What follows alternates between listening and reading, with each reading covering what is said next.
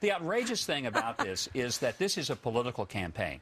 This is not a nonprofit media watchdog group. This is not a watchdog, it's a lapdog. It's a lapdog for liberal causes, and you don't get tax-exempt status to be partisan. The donors are getting tax benefits. And here's what I find interesting. All these liberals who say we ought to pay more taxes, and they're taking tax breaks to give to an organization that is operating, and let me use the word, illegally.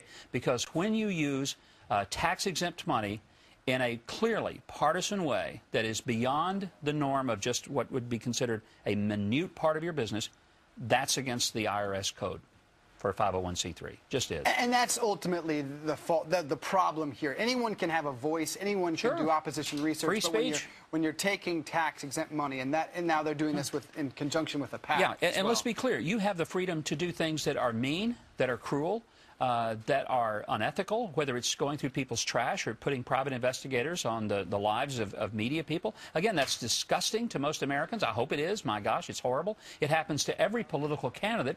You don't think it's going to happen to media people, but the point is, that's one thing. But when you do it with non-taxed dollars, that's where the problem is.